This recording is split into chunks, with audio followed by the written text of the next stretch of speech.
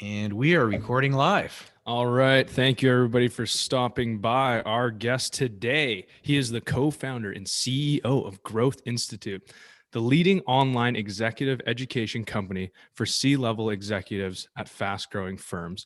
He's a keynote speaker and a CEO coach. His new book, you got to check this one out, coming out soon, Impact X, shows how the world's top leaders can create 10 times more impact without the drama. Please welcome Mr. Impact, Daniel Marcos. Daniel, thank you so much for coming on the show. How are you doing today? Thank you. I'm super excited. First time in a podcast with father and son. That's awesome. Awesome. And a father that I've been learning from and I admire a lot for many years.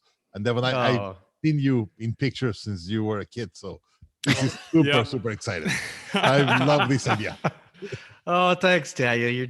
You're always just too kind, man. It's just it's great. Daniel and I, just for our listeners, that Daniel and I are in the same class. I don't know if they've held us in the same class for so. We've been in probably for 17 years at this class at MIT in Boston, and it's an entrepreneurs conclave called Gathering of Titans, and it's Entrepreneurs Masters Program or Gathering or Birthing a Giants. It's all kind of thing, but it's an amazing conclave with about 75 entrepreneurs from all over North America.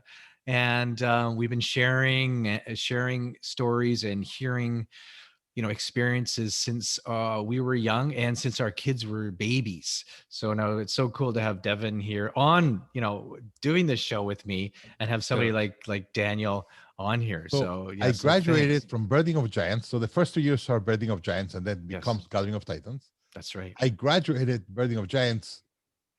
No, first I entered single. I graduated married.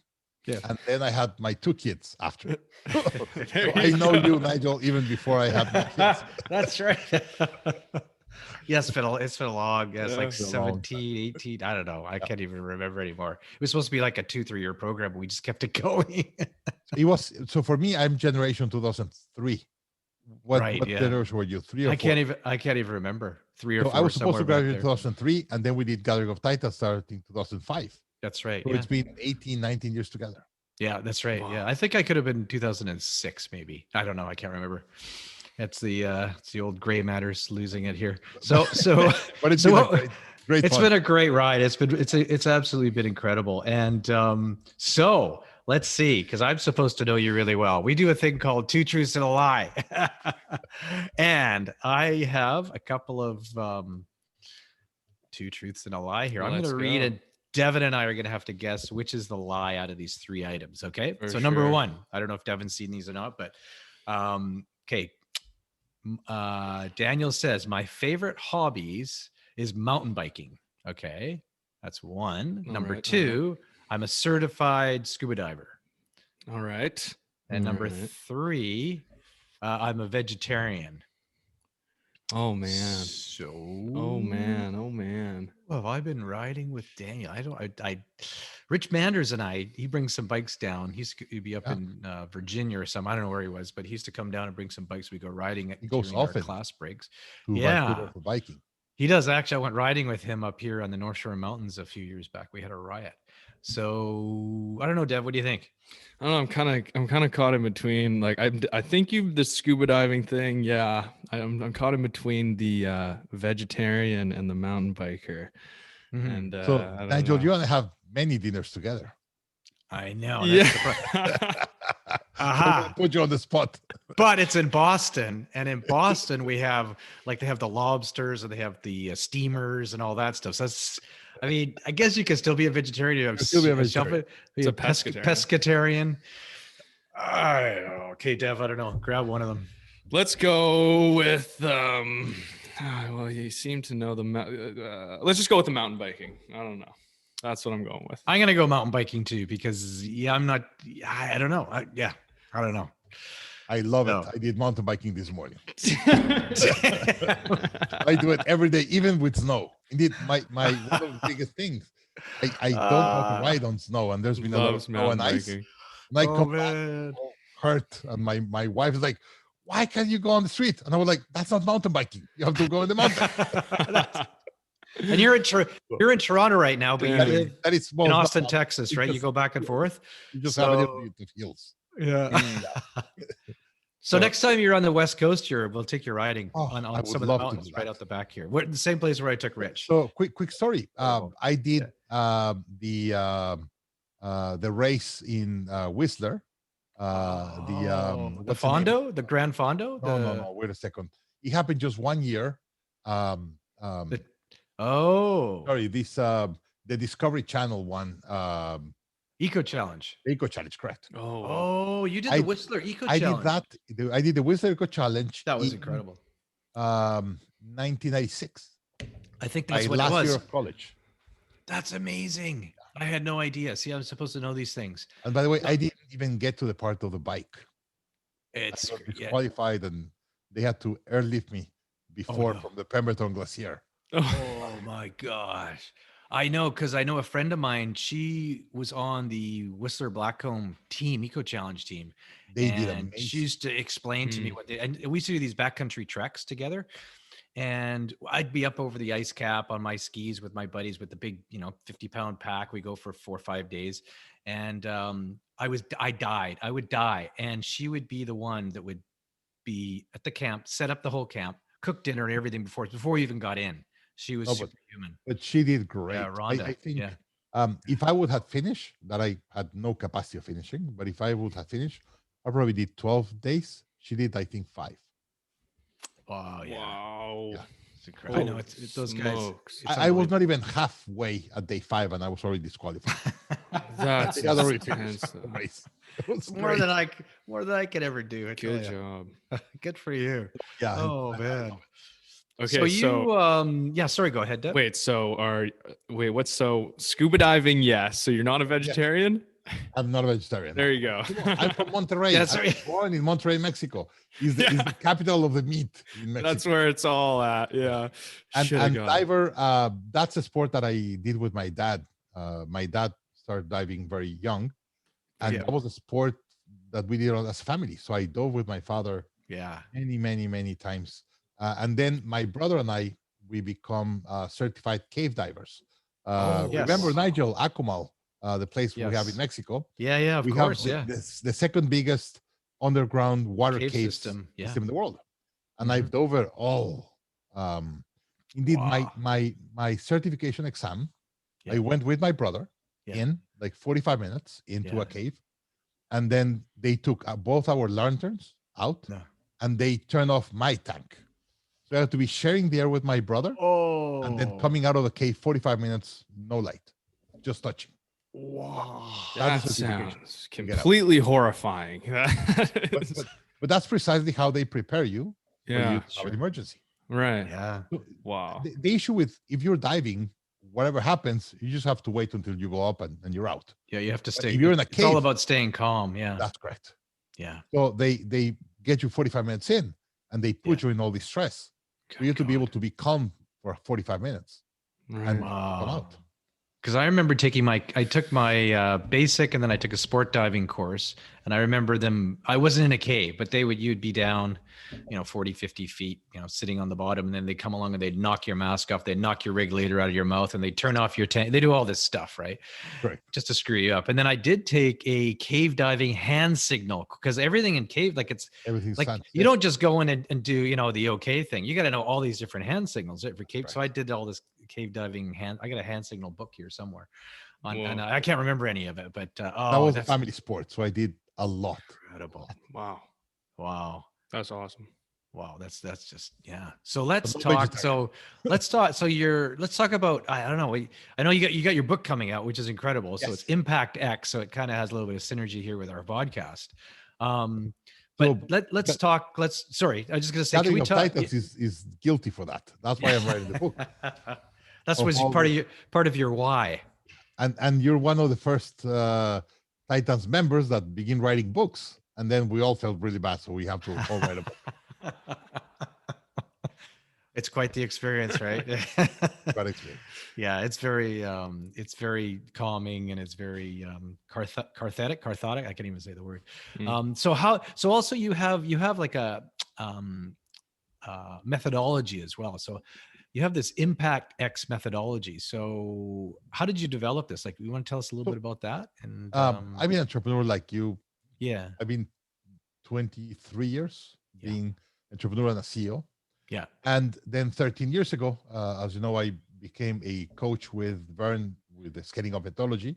Yeah. And start coaching companies all over the world. And I get a lot of entrepreneurs in podcasts or lectures or whatever said, hey, what's the best book? They always like ask you for a recommendation of a book. And I would like, let me ask some questions. And they say, no, give me the most important business book. What book do I need to read today? Yeah. And I was like, well, like the doctor, if you said, hey, give me the most strong medicine. No, they have to ask if you're sick of the stomach or the cold or whatever, and then give you the right medicine. Yeah. So what I did is I kind of understood first that companies grow in stages, and I have 4 stages that any scale-up has to go through. And then what are the things that you have to fix in each stage? And I give recommendations of the 4 things that you have to do in each stage. And then what's the right book or methodology to implement? Right. So it's kind of putting it all together. And I call it a CEO system. CEO system. Okay. Because I come to the companies that they invite me to coach them. And I usually do a tour and kind of ask a lot of questions to understand where the company is. And at one point, I was asking, show me your systems. And they were showing me their accounting system and customer support system and production system and all the systems. And then I went with the CEO and said, show me your system. And they looked at me and said, what do you mean? Yeah, like we have systems and procedures for everything we do in a company. Yes. Except for how to lead the company. Yes. So I am proposing what's the right system to have, depending on the stage that you are, for you to be able to go the company to the next level. Right. And usually when I come to a company and I begin asking all these questions, I begin seeing some things they missed. And because they were trying to scale too fast, they kind of missed some things. And sometimes you have to come back and fix them before you continue growing. Exactly. So I kind of laid a chart of 48 things. You have to do 12 on each stage to be able to go to the next level. Yeah. That's interesting you say that, because I know one of the first books that was recommended to me after joining our class was the EMyth by Michael Gerber, right? Huge. The EMyth, and it became kind of the entrepreneurs organization, our Bible. And it was all about, setting up systems. You got to have systems in your business, but we never talked about a CEO system in the book. And I don't think it's not even mentioned. In my book, I talk about EMyth for stage 1. Right. EMyth is perfect for stage 1. But once you go to stage 2, then you need to take EMyth to the next level. Right. And that's when kind of Rockefeller habits comes in, some of the parts of scaling up. Yeah. Then scaling up really works on stage 3. You have to evolve from one stage to the other. Yeah. And some people, they tell them they already have 1,000 employees, and they tell them the EMyth is a great book, and they read it and they love it. And I was like, yeah, but that was before. That's right. So I kind of explain, imagine you have a kid, babies, kids, adolescent, adults, right? Gerber was an amazing food when the kid was a baby, right? You still feed them Gerber whenever they're 20? Yeah. Like, Devon, do your parents still feed you Gerber? No. I hope not. You need beers and other things, right? Yeah. You have to give the right food in the right stage. Right? And in business, people just recommend books and stuff like that without really understanding the stage. Right. So it's really, really important, I believe, understanding exactly where you are. Right. And entrepreneurs said, and by the way, I always start the conversation, they said, but you don't understand. My company is different. And I was like, but you don't understand. I've interviewed thousands of you. And being a coach and now with the Growth Institute, we have a perspective. Yes. Seeing thousands of business. And we kind of know where they are and what are their challenges they're having. Like, hey, whenever you're 2, we call them the terrible 2s because they say no of anything, right? Yeah. Whenever they're 1.5, whatever, they're learning to walk. And then you're riding bicycles when you're 5 and all these kind of things, right? Your hormones change dramatically when you're 16. Sure. And we know that's part of life. Yeah. In companies, we don't see it that way. Right. So I'm trying to kind of share how a company grows, what kind of pains they have, and what's the right medicine for the right pain. Right. So I think go ahead, Doug. Yeah, no. So obviously, entrepreneurs, CEOs, but let's talk about the target demographic for this book. Like, who is this book really going to resonate with? And people are going to get a lot out of this book. So I think there's 2 stages that are really important. Stage 2, what I call the grow up. It's kind of a kid, and then stage 3, that is the scale up phase.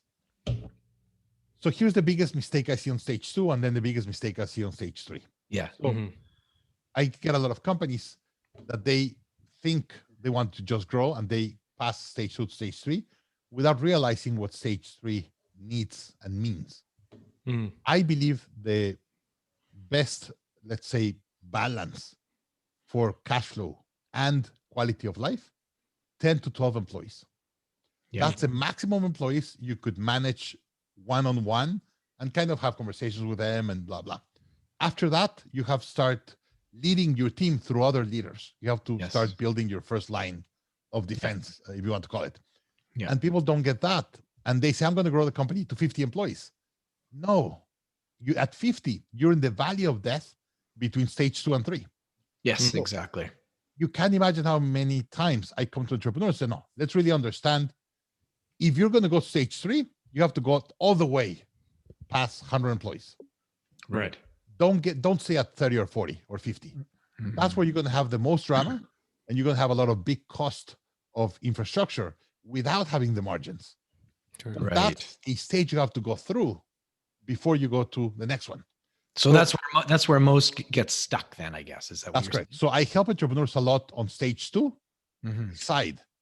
If staying on stage 2 and be very profitable and really have a quality of life and enjoy their life, or go through stage 3 because they really want to create an asset that they're going to sell.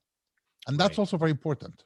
Love it. If you go to stage 3, it's because you're going to build an asset that is sellable. Yes. If you go to stage 3 with all the drama, all the infrastructure and everything, and you won't be able to sell your company, it's not worth it. Stay on stage 2. Yeah. As an example, I gave this lecture like 3 or 4 months ago. And like 4 hours later, I got this text from this entrepreneur in England, a very, very successful entrepreneur in England. And the guy said, like, you just explained the last 10 years of my life and why I've been having so much drama. I got to 200 employees. I was making 25 million a year. Yeah. I was miserable. Yeah. I got a divorce. Yeah. I had a fight with my kids. Like, I had a really, really bad life. Yeah. I hear it all the time. I hear that all the time. Company. Now I have 16 employees. I make 7 million of revenue, net 3.5 million of profit. Sure. Yeah. And I love my life. Right? Yeah. But he said, I never built the systems that I needed to build to really build a stage 3 company. Right. So I help a lot of entrepreneurs deciding going to stage 3 or not, or stage 2, and just keep a company that is very, very profitable and enjoy their lifestyle. Yeah. Yeah. And then what happens on stage 3 is you have to really build all the systems and procedures to really make it a scalable company that doesn't depend on the entrepreneur running it. And you have to really build a team and all these decision models and all that. But here's the most important part. Once you get to around 10 million in revenue, the financing model in the world, whenever you cross the 10 million US, it just changes everything. That's when all private equity wants to come in and play. Exactly. And everyone that goes close to the 10 million, we get calls every week of private equity. You want to sell your business? You want to sell your business? There's a lot of money. Yeah. And here's something interesting. Whenever you were around 10, you could sell your business on the low end at 10 million. That's your freedom point. You're done the rest of your life. Yeah. Very few people need more than that to retire for life. Exactly. So once, but it's our egos kick in, and we, it's more, the more I need, it's the human instinct. We need more and more and more. What I tell them, hey, never enough. If you're going to do it, it's because you're going to go all the way to 50 or 100 million. Yes. But your life will not change that much in lifestyle. Like, even if I get 50 instead of 10, I'm not going to buy a plane. Yeah, buy a hockey team or a basketball team or something. I know. I'm not going to do all of that. Yeah, you're not going to try and go to Mars like Elon Musk or anything. No, I'm not going to do that. I'm going to live almost probably in the same house, or just do some work to my house. I'm going to travel with my kids 3-4 weeks a month. That's it. Yeah, it's like Warren Buffett. I mean, one of the most wealthy men in the world. I mean, he lives, I think, in the same house, drives the same car, and probably the same pair of shoes, and eats, at the same places. And life hasn't changed at all. That happens, Nigel. People just get into their head and start thinking about all these things and create all this drama that they don't need. And they miss their kids growing up, and they cannot be on their parties and blah, blah, blah, because they're trying to do a scale up. Yeah. Happens You and I see it all the time. All the time. I belong to a group called Tiger 21 for a bunch of years, and very interesting. That, massive companies, massive wealth, but loss of family, loss of kids. And I always say, no business or business crisis is worth losing your family over. End of story for me anyway. But they jump without knowing what's the medicine they're going to have to take. Right. And then that creates all the issues. Yeah. And I tell them, hey, if you want to go through it, great. Let me tell you what's going to happen. And just give them kind of the picture. Yeah. And sometimes they said, no, I don't want to go there. Yeah. Dev, did you have another, I think you got a question, which, So I was a little bit of, what does it mean to be or to have a personal CEO system? So when I interview CEOs and I tell them, hey, what's your system? Everyone, we all have our own ways of running our companies, and everyone tells me their own way. Yeah. But we have standards and best practices for everything, except how to be a CEO. And we use almost the same things. We call it different, and we put them in different buckets. I try to lay down kind of a painted picture of how a CEO system has and what are all the pieces that it needs for the CEOs to be able to choose and say, hey, this is what I want, and how do I put things together? Yeah. We read all these books, we read all the methodologies. Every time we go to Gathering of Titans, we probably get 6 to 8 new speakers and 6 to 8 new books. We do. And then we try to put everything together without understanding how all the pieces of the puzzle go together. So for me, that's a CEO system. Indeed, as an example. So I go through the 4 stages, right? Yeah. But then I said, okay, in each stage, you have to take care of 3 things. The first thing is really about you. I believe if you want to build a great company, you first have you become a great leader or a better leader. Yeah. It's all these tools to work on you. And some of your freedoms and your legacies and stuff like that, that whenever you're growing, you don't have time to think about that. And then whenever the company is older, you realize you missed a lot of things when you were starting. Then if you really want to build a great company, you first have to build a great team. Yes. So I give you tools for you, then tools for your team, then tools for your company. As an example, for the individual, I think you have to have tools in 4 things. First, operate at a higher mindset. And Nigel, for me, that's Gathering of Titans. Going every year there and see how you guys are living your life and what are you doing. And I remember perfectly, you were one of the first CEOs that said, hey, I'm going to take a year off with my kids and travel the world. And I was like, oh my God, can you do that? You don't think about those things, right? And then you came in and showed all the pictures, and I was like, how can you do that? And that kind of begins opening the mind and operating. Well, and this is perfect. What you're saying is it was the thing that was at the pinnacle of my list when I was working with my coach for many years. This Kevin Lawrence was my business coach, right? And you know Kevin. And it was the thing. What do you want? What do you want to do? And I thought, well, that was the thing. I wanted my freedom back, number one, and I wanted to be able to take my family and travel for a year. We worked really hard to get to that point. When we got to that point, he called me and he said, Nigel, we've made it to the point that you wanted to get to. I'm like, okay, what's that? And I said, he said, you wanted to take a year off and travel with your family. Oh, well, hang on a second. It's not. I made up all these excuses in my head. Everything was in my head. Of course. And then my wife, Reiko, was here. And he said, would you ask your wife, does she still want to go? And I said, okay, I'll ask her, but there's no way, she's got too many things going on. And I said, hey, do you want to go take this year off? And she's like, absolutely. And I'm like, oh, okay. So we were able to set things up in about 3 months. And I thought there's no way I could do it. I had all these things, all these perceived responsibilities. Everything was perceived. It was all in my head. It was my ego kind of pulling at me. And we were able to do it, and we took off. And within, the first month I was worried. And with the 3 months in, everything was fine. Came back after a year. My business had not burned down, had incredible people running it. And it was running much better without me, but it was all inside my head. Everything. I made up all these excuses. But so that mindset, once you went there, by the way, I took a year off when I sold my first company. Yeah. I was just married, no kids, money in the bank. Yeah. I told my wife we should do a 1-year trip. And she said, but we have the house. And I said, let's put it on the market. Let's see if we could rent it. Yeah. The first day we got this couple from a Swiss couple They were executives from Nestle in Mexico, and they paid us in dollars, really high rent. Gone, right? We did a year off, but I never thought I could do it with kids.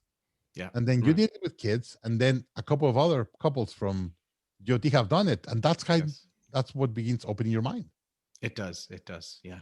So I do 4 things for I think there have to be tools in 4 areas. Yeah. Right, that mindset. And for me, the mindset is really having that conversation with entrepreneurs. Be part of EO, YPO, and all these kind of things.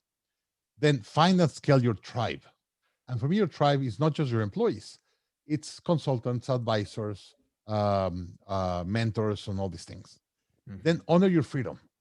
I see a lot of entrepreneurs, they give everything to their company and they don't protect their freedom. Yeah. So we give them all these tools and ideas and books to read, kind of to start thinking and understanding. Right. They are not slaves of their company. Their company is a piece of the puzzle, not all of it. And then start talking about your legacy, beginning to build a legacy. And we recommend these 4 things in the 4 stages for the company. Right. Then for the team, there's 4 things for the team. Build and lead a team. Build a memorable culture. Really build a set of rules, cultural rules, how we're going to work together. Boost their capabilities. How can you grow them? The only way to grow your company is if you grow your team. And then the 4th one is aligning their effort in what's important. You know what it's when we're growing fast, everyone's running everywhere, right?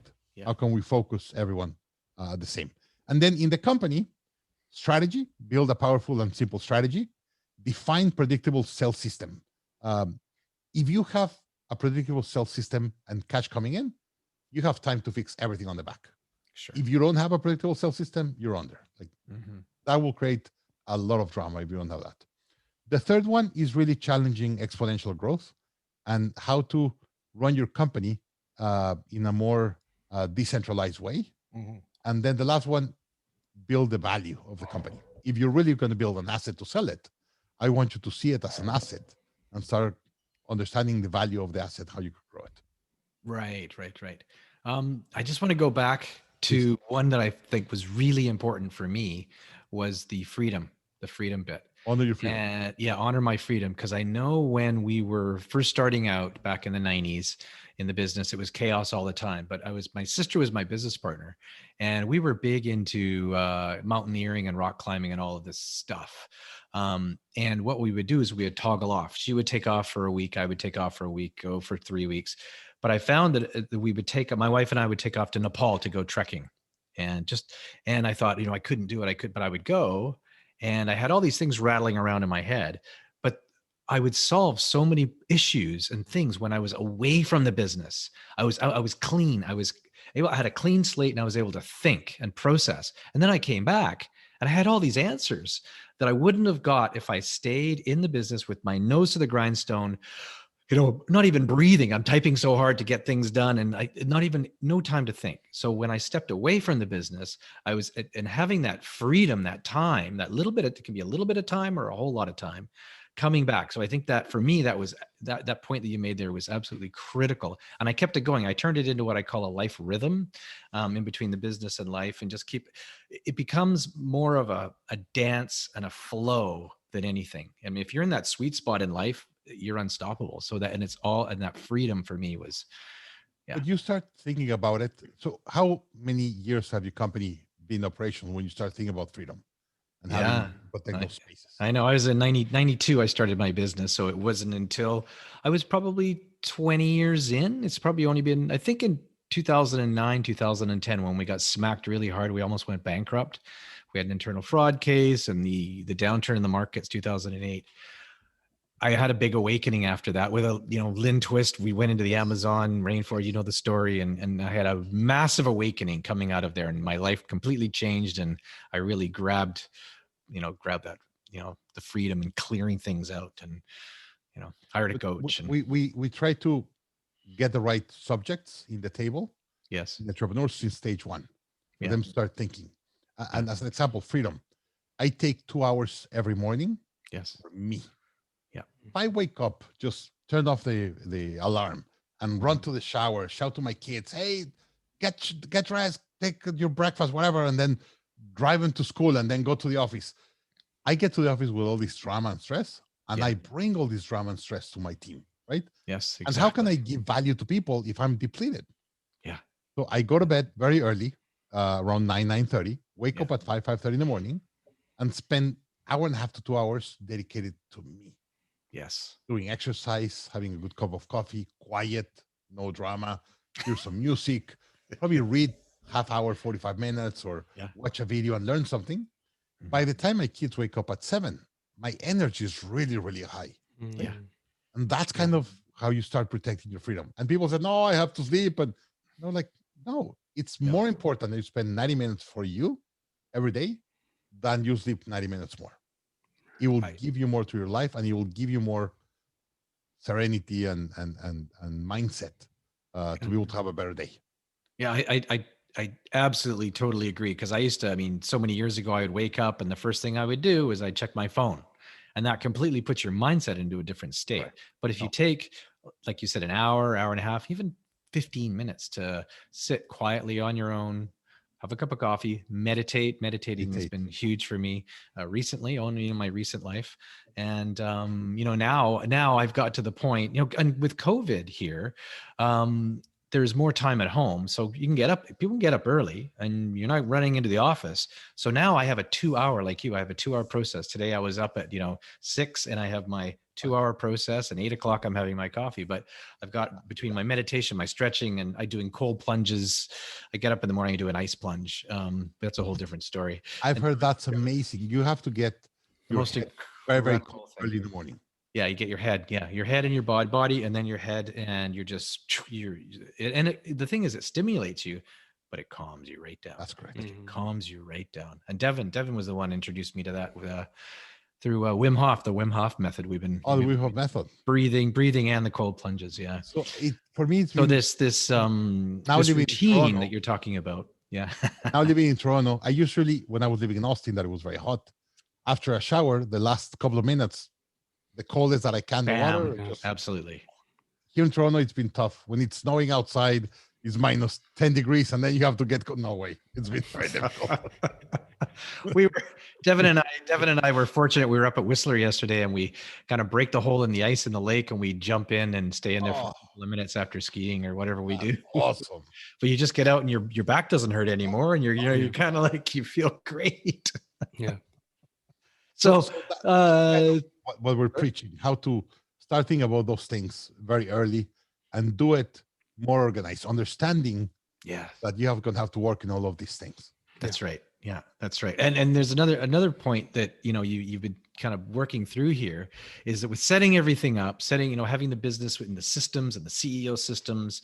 But you also believe that, entrepreneurs, or we should always be ready to sell our business. Why do you say that? Why do you say that? Mm-hmm. And even if you don't want to sell it, you have to build it as if you're going to sell it. Right.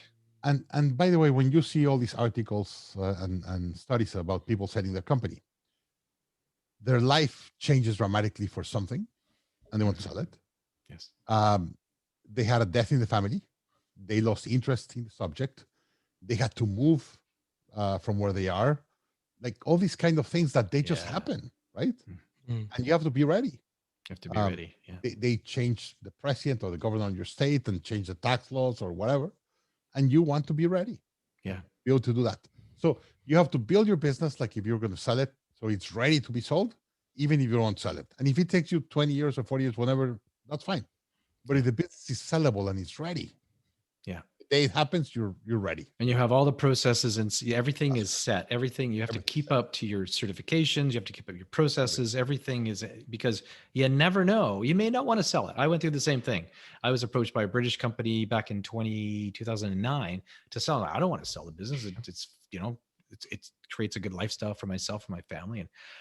But you never know what kind of an offer they're going to, hit you with, right? So imagine they had offer 5 times. Exactly. Yeah. The thing is, would you sell?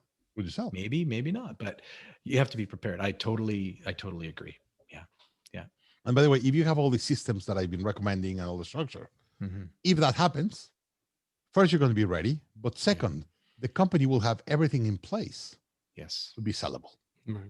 So it's easy to hand over the keys to somebody, and all the processes are there, and they just have to step in and turn the key, and off they go. and you just give them a turnkey. And by the way, they will value that way more, and that will raise your valuation. Exactly. Yeah. But I really believe businesses are an asset. They have to grow it and sell it. Yeah. When I went to Babson College is supposedly the best MBA or business school for entrepreneurs. They have a class called harvesting. Yeah. And I'm like, harvesting? What do you mean? And they said, that's what you harvest all that you've been planting for many years. Yeah. And that's the way they see it. And that's how the cycle ends. Right. Yeah. Wow. Yeah. All right. Well, I got one last question for you here. So if you're speaking to, let's say, the younger generations, young entrepreneurs getting into whatever type of business they're trying to spearhead here, what are your key point of knowledge that you've acquired, wisdom that you've acquired over the years that you would share with them? Every problem or opportunity you have in business, someone already went through it, and they wrote a methodology and a book about it. So Amazon today has over 3 million different titles of business books. Right. 3 million. The problem is who? Yeah. So whenever I have a problem, I first think who? Who in the world already went through that and wrote a book, or who's the expert on the subject? Right. And there's experts in every subject in life. Absolutely. But every entrepreneur, as I said before, they start, but you don't understand. My life is different, or my situation is different. And I'm like, no, it's exactly the same. It's just instead of being your brother, is your sister. Instead of being a 20-year-old, is 25. But it's exactly the same thing. Right. So everything or a problem or opportunity in life, someone already had gone through it and figure out how to solve it. So don't ask, what do I need to do? Ask who is the expert and get the guidance on that. And that's why this and that. Like, right. Just tell me the problem. And I will tell you exactly who's the expert in the subject, and I'll tell you a book, a methodology, a steps, or whatever. And when you follow methodology, several things happen, and this is important. If you design the plan, you start kind of implementing the plan, and then something goes wrong, and then you kind of lose track or lose confidence in the plan, and you push back, and that kind of kills any implementation. Right. If you're sure that it's going to work, your implementation is way stronger, and the probability of it being successful at the end is really, really high. So if you read a book, and Nigel happened the same, it's all about stories. Yeah. The book tells you very little content, and everything around it are all the stories of entrepreneurs like you or other people like you going through the same issue for you to gain confidence to implement that. Very good. That's a big learning. And that's why for me, Gathering of Titans, it's a must every year. Of course, the friendship and all that's great. Yeah. But we get refreshed at least 10 books, 10 methodologies, 10 authors, whatever. And now we're opening that window of opportunities or options. So many more tools for you to use. Yeah. Yeah. Well, it's interesting. You say that too, because I think that, we go through high school and then we go to maybe college or whatever it is. And then people think, oh, I don't need to learn anymore. I don't need to, I stopped there. Well, that's actually when the learning begins, is when you get out of all of that. And just to keep learning and keep taking part in, now you can do so many things online. It's incredible. Yeah. You can take a master class on anything you want. You can learn anything and everything. And you can, Google, whatever book or whatever thing. It's incredible. That was not available to us when I was younger. That was not available. And now it's available to everybody. I probably have read a book a week as an average for the last 23 years. Wow. So every time I do exercise, and I do 45 minutes at least every morning, I have my headphones with an audiobook. Yeah. Awesome. Yeah. Podcast, audios. You take a course. My business today, I have 130 courses. I have to go through all of them, and they're all based on books or methodologies. So same thing. Right. Yeah. Oh, that's fantastic. Now we could talk all day here. With you, Nigel. But I think that one being Nigel's son, whatever you need. It's I've learned so much from your dad, and we had so many good conversations. We've learned a lot from each other, and as a collective, it's the collective. The energy of the collective is mind-boggling. Yeah. You know, we're a big family, and yeah. So I think, yeah, on that, I think guess we'll wrap her up. Hey, Deb, what do you think? Yeah, for sure. Yeah. Well, thank you so much for being on the show, Daniel. If you guys want to learn anything else about Daniel Marcos, we'll put the link in the description. Definitely check out his book, Impact X, that'll be coming out this summer. And other than that, do you have anything else to say? There's going to be a link for you to download some slides. So you can kind of follow the stages and all that before the book is published. Definitely. Fantastic. We'll put the link up there so the listeners can download the link to the slides. And yeah, it's actually cool. I've got a copy of it. I went through it this morning here, and it's really cool stuff. So, and there's so much takeaway. And you know what? My whole thing is when I go to our class in GOT, and there's so much amazing content. But if I come away with 2 or 3 really good nuggets that I'm able to apply to my life, I've won. And I've found that over the past 17 years, I've actually, you know, so 3 times 17, it's just, you know, even those small little bits, they accumulate into this massive, I don't know, it's incredible. So thanks, Daniel, so much for coming on our show. Yeah. Thank you. Our friendships. Yeah. Thanks for the invitation. Thank you. Thank you.